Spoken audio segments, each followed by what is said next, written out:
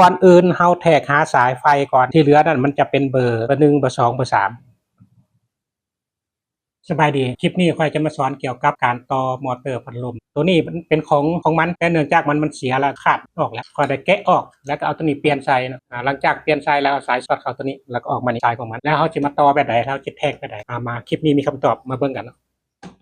ถ้าเจ้าบ่มีเครื่องจอดนะเวลาตัดสายจากสวิตช์เลข1เลข2พัดลมนี่บ่ต้องตัดจำให้จงสายออกมาตัดประมาณนี้แต่นี่ค่อยตัดจำเพราะว่าค่อยมีเครื่องจอดก่อนอื่นเฮาแทกหาสายไฟก่อนมอเตอร์พัดลมตัวนี้มันมี4สายเฮาแทกหาสายไฟก่อนที่เหลือนั่นมันจะเป็นเบอร์1เบอร์2เบอร์3แล้ววิธีแทกของมอเตอร์ให้ไปเบิ่งที่ค่อยลงผ่านมาหั่นปั๊บไปสายที่มีเสียง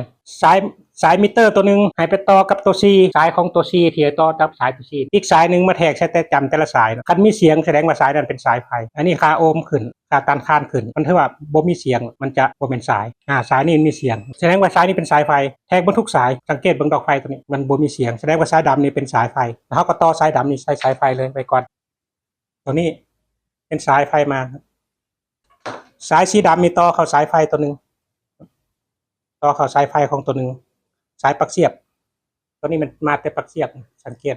หลังจากเฮาแทกสายไฟได้สายนึงแล้วตัวที่เหลือให้มาต่อใส่สวิตช์ตัวนี้ถ้าสังเกตดีๆมันจะมีเลข0เลข1เลข2และก็เลข3ให้ต่อเข้าเลข0ตัวนี้สายไฟอีกตัวนึงเนาะสายปลั๊กเสียบอีกตัวนึงนี่ต่อเข้าเลข0นี่เฮาได้วงจรของสายไฟแล้วหลังจากเฮาได้วงจรสายไฟแล้วเฮาให้มาแทกหาสายเบอร์1เบอร์2โดยการปัดไปที่ 2K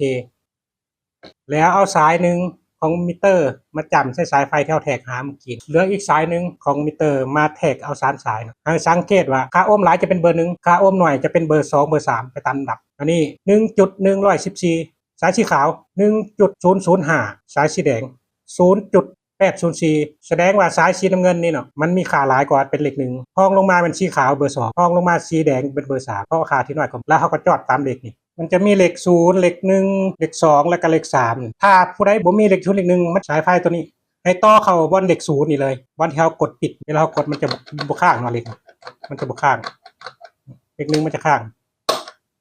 เฮามาต่อเข้าตามลำดับเลยยอดแล้วให้สั่นเบิ่งเนาะว่ามันแม่นบ่หลังจากเฮาต่อสำเร็จแล้วเฮาจะมาต่อตัว C ตัวนี้ตัว C ตัวนี้มีค่า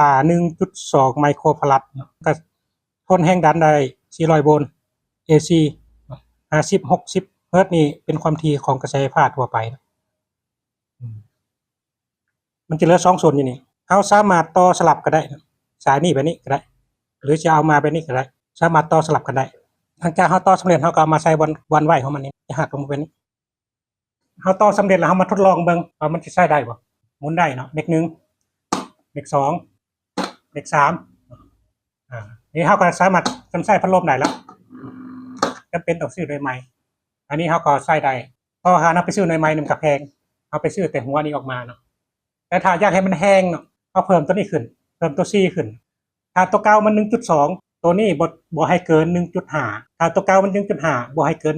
1.8 ถ้าตัวเก่า 1.8 บ่ให้เกิน2ถ้าเฮาใส่ตัว C นี่มันแห้งมันจะเฮ็ดให้อายุการใช้งานของมอเตอร์นี่สั้นลงเพราะมันจะร้อนขึ้นเพราะเฮาไปบังคับมันนี่ถ้าเห็นว่าคลิปนี้มีประโยชน์ฝากกดไลค์กดแชร์กดติดตามเพื่อเป็นกำลังใจเนาะให้ทำคลิปต่อๆไป